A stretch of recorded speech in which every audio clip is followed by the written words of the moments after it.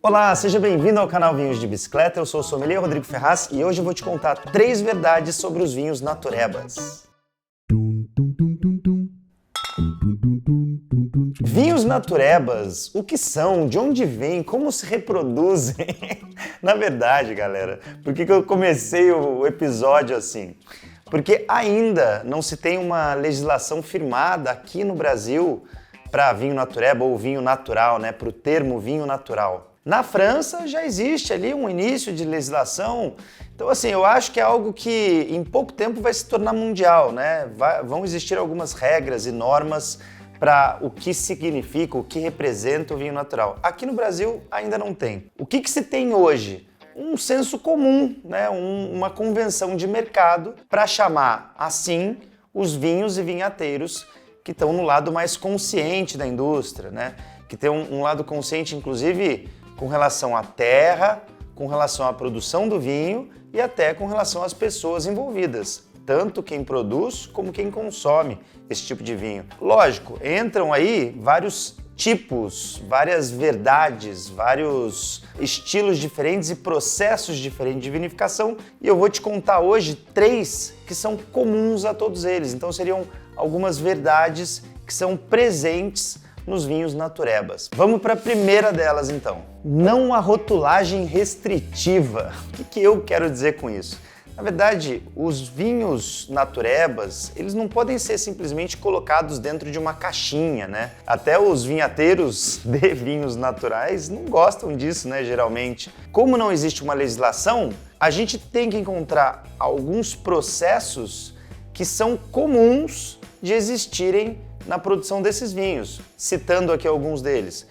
Produção de vinhos orgânicos, né? Não usar componentes sintéticos ali, agrotóxicos, né? Nos vinhedos. Cultivo biodinâmico, que aí vai além até do cultivo orgânico, né? Já ligado aos astros, seguindo os preceitos da agricultura biodinâmica. Vinificação usando métodos ancestrais. Tem produtores que não utilizam nenhum tipo de conservante sintético no vinho. Então isso tudo, não é que os produtores naturebas, os vinhos naturebas, precisam necessariamente seguir todos esses processos. Na verdade, tem produtor aqui que não segue todos eles mesmo, e isso é normal. O que se tem hoje, que a gente conhece bastante produtor aí que está indo para essa linha, é o seguinte: está muito mais atrelado à filosofia, ao estilo de vida, do que a uma demanda mercadológica. Então o produtor que se torna orgânico, biodinâmico, natureba, faz fermentação natural, espontânea, ele não está ali preocupado que ele vai fazer daquela forma para ele conseguir vender mais. Na maioria das vezes, ele está mais preocupado em desenvolver ali um modelo de negócio que seja mais sustentável, que seja melhor para o meio ambiente, como eu disse lá atrás, para as pessoas que estão envolvidas.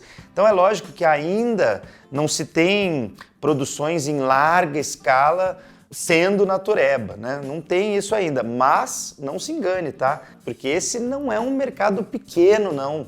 Já é um mercado bilionário. Inclusive, a gente pegou alguns dados aqui para exemplificar isso.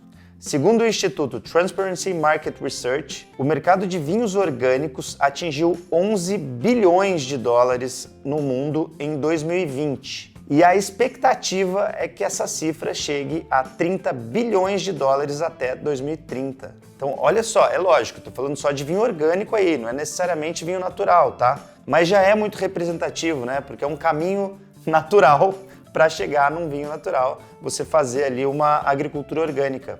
E tem mais um dado, no bom sentido, assustador aqui desse mercado. Olha aqui comigo. O escritor inglês e especialista no tema Monty Walding comparou que entre 1999 e 2018, a superfície de vinhedos orgânicos e biodinâmicos certificados partiu de menos de 1% lá em 1999 e chegou a 5% em 2018. Ou seja, 5% de todos os vinhedos do mundo já são certificados como orgânicos. Isso não significa que esses produtores estão fazendo vinho natural, tá? Mas já é um começo, como eu disse. E só para fechar o item 1 aqui desse nosso episódio, não é porque hoje não existe uma legislação para vinho natural que não vai existir no futuro.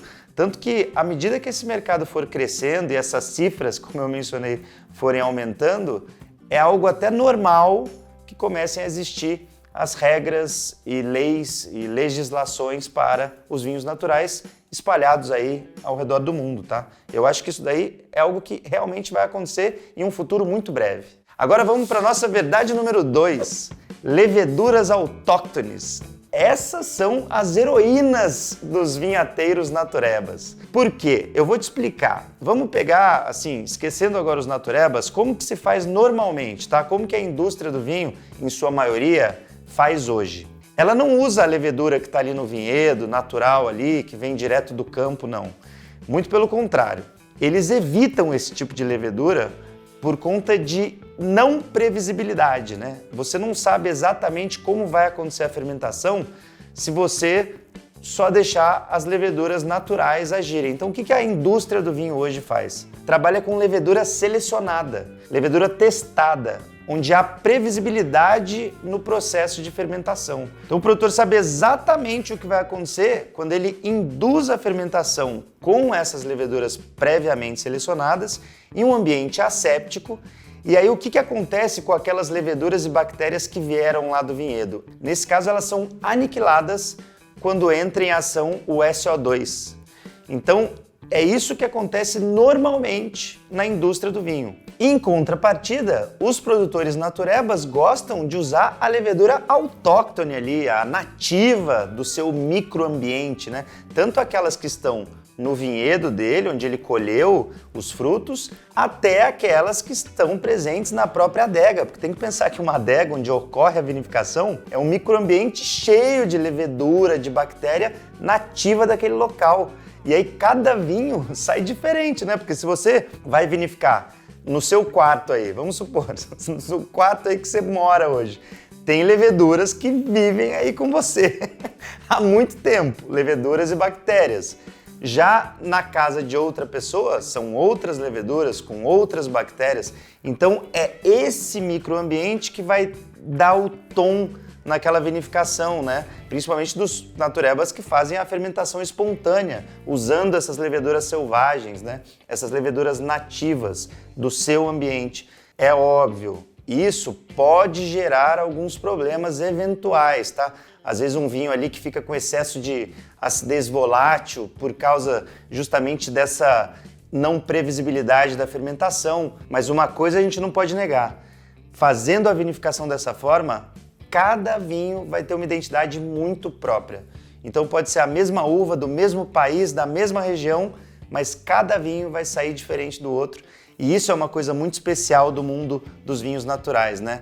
Cada vinho é único, é distinto. Às vezes até o tanque de um... Eu até visitei recentemente a Valparaíso, que é uma produtora de vinhos naturais aqui do Brasil, lá da região de Barão, no Rio Grande do Sul, que eles têm diferentes vinhos em diferentes tanques. E olha só, às vezes é a mesma uva, tá? Então a gente foi fazer um vinho com eles e a Nayana, queridíssima, lá da Valparaíso, falou: Rodrigo, eu vou ter que te mandar a prova do tanque X, do tanque Y e do tanque H, porque você vai ter que escolher qual você quer, porque os vinhos eram diferentes, apesar de terem sido cultivados no mesmo vinhedo com a mesma uva. Ah, e para os curiosos aí, era um Sangiovese. Em breve teremos novidades. Aguarde e confie. Agora a verdade 3, ela é a última, mas não a menos importante, tá?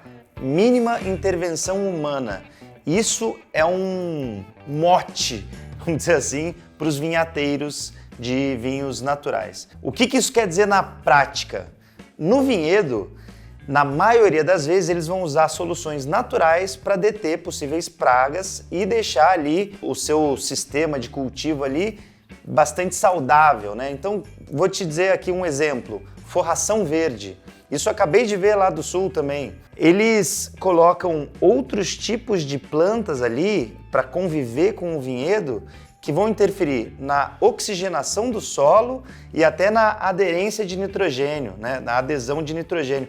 Então, assim, são compostos naturais deixando aquele vinhedo saudável, o mais saudável possível, sem nenhuma ação humana, né? Sem nenhum remédio, nenhum composto sintético. Outro fator, tem alguns vinhedos que são encobertos com lonas para que sejam protegidos da geada. Então isso daí é uma proteção física, não é nada químico, sintético entrando ali no vinhedo. Quando já vai para a adega, aí a história continua da mínima intervenção humana. Eles querem deixar os agentes naturais. A gente já falou das leveduras agora há pouco. Quais são os outros aspectos dos vinhos naturebas? Na grande maioria das vezes, eles não querem uma interferência externa para aquele vinho. Então, além de não induzir com levedura selecionada, né, eles querem a expressão do varietal e também da levedura nativa daquele lugar, eles deixam a natureza correr mais solta.